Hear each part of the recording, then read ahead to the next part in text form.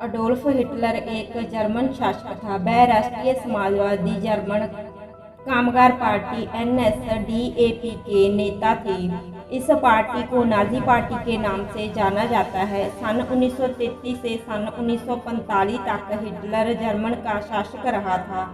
Hitler को दूसरा विश्व युद्ध के लिए ज़्यादा जिम्मेवार माना जाता है, क्योंकि दूसरा विश्व युद्ध तब हुआ जब हिटलर ने आदेश दिया नाजी सेना को पोलैंड पर हमला करने के लिए। फ्रांस और ब्रिटेन ने पोलैंड को सुरक्षा देने का वादा किया था और वादे के अनुसार उन दोनों देशों नाजी जर्मनी के विरुद्ध युद्ध का ऐलान कर दिया। सूर्य की रोशनी को हथियार बनाना चाहता था हिटलर। ऐसे थे हिटलर के घातक हथियार। नमस्कार दोस्तों, वंडर फैक्ट चैनल में आपका स्वागत है। नाजी जर्मनी के तानाशाह हिटलर ने दुनिया को बर्बाद करने में कोई कसर नहीं छोड़ी थी। उसने पूरी मानवता के सामने जिंदा रहने की चुनौती खड़ी कर दी थी। उसके पास एक से बढ़कर एक मारू हथियार थे, लेकिन इसके अलावा हिटलर के पास कुछ ऐसे भी हथियार थे जो बेहद घातक थे। अगर वो हथियार तैयार हो जाते तो दुनिया को बहुत नुकसान पहुंचा सकते थे। नंबर 1 पर the sun gun. Nazi Germany ने अंतरिक्ष पर कब्जा कर सन गन से पूरी दुनिया को जला डालने का प्लान बनाया था। इसके तहत वो अंतरिक्ष में 100 मीटर लंबे हाथ से सूरज की गर्मी को धरती पर सीधे प्रवर्तित करता, जो जमीन पर पड़ते ही सब कुछ खाक कर देती। ये कोशिश सूर्य की रोशनी को ही हथियार में बदलने की। नंबर 2 पर आता है सोनिक तोप। दोस्तों, नाजी हथियारों में से सबसे खतरनाक मानक हथियार सोनिक तोप थी। सोनिक तोप जो 1940 में विकसित की गई थी। सोनिक तोप उस समय की तोपों की तुलना में बेहद दूर तक सटीकता से वार करती थी। नंबर 3 पर फैसलर FI 103 आयरचेनबर्ग। नाजी जर्मनी द्वारा विकसित फैसलर FI 103 आयरचेनबर्ग रॉकेट से बेहतर सटीकता से वार करते थे। नाजियों के पास ये रॉकेट हजारों की संख्या में थे। हालांकि हिटलर की सेना अपनी क्षमता अनुसार महज 25 फैसलर FI 103 आयरचेनबर्ग रॉकेट का ही इस्तेमाल कर पाई थी। नंबर 4 पर आता है B3 तोप। दोस्तों, उत्तरी फ्रांस के पास द कैलेस में इसका बेस बनाया गया था, जहां से सीधे ब्रिटेन पर बमबारी की जाती थी। इसकी लंबी दूरी तक मार करने की क्षमता इसे बेजोड़ बनाती थी। हालांकि इसका इस्तेमाल कभी नाजी कर ही नहीं पाए, क्योंकि दूसरे विश्व युद्ध में उन्हें अंदाजे से पहले ही हार मिल गई थी।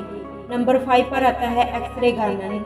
दोस्तों, नाजी जर्मन वैज्ञानिकों ने सीमेंस कंपनी की तकनीकी टीम की मदद से एक्सरे गन बनाने का प्लान बनाया था। उन्होंने एक्सरे गन बना भी लिया था, जिससे बिना किसी धमाके के ही मानवता का बड़ा विनाश संभव था। जर्मनी रेडिएक्टिव लेजर राइफल बनाने के करीब पहुंच चुका था, जिसे बनाने में बाकी देशों को बहुत पसीना बहाना पड़ा था। नंबर 6 पर एग्रीग्रेट रॉकेट्स। दोस्तों, जर्मनी के B2 मिसाइलों ने 3 शहरों का नाश कर एक झटके में 9000 लोगों को मौत के घाट उतार दिया था। ये तो महज शुरुआत ही थी। जर्मनी इन मिसाइलों की अगली कड़ी के रूप में K-12 मिसाइल विकसित कर रहा था, जो 10 टन वजनी पेलोड ले जाने में सक्षम होता। विशेषज्ञों का मानना था कि यूरोप से सीधे अमेरिका तक इस मिसाइल की पहुंच होती। यह अमेरिका पर हमले को ध्यान में रखकर विकसित की जा रही थी। नंबर 7 पर आता है द बटेक्स तोप। दोस्तों, द बटेक्स तोप को एंटी एयरक्राफ्ट गन के तौर पर इस्तेमाल किया जाता था। यह जमीन से हवा में मार करने वाली मिसाइलों में से कम नहीं थी। नंबर 8 पर हैंकल ही 162। नाजियों ने इसे 1944 में महज 3 माह की कोशिशों में विकसित कर लिया था। दरअसल इसे क्राउड सोर्स के जरिए विकसित किया गया था, जो बेहद सस्ता था। डिजाइन को कई जर्मनियों ने मिलकर बनाया था और 3 माह में ही 100 हल्के लड़ाकू विमान तैयार कर लिए थे, मगर इसमें से कुछ ही उड़ान भर पाए थे। जर्मनी में युद्ध में हार का मुंह देख लिया था। अगर ये विमान कुछ समय पहले विकसित कर लिए जाते तो पक्का जर्मनी युद्ध का नतीजा बदल जाता। The red tank.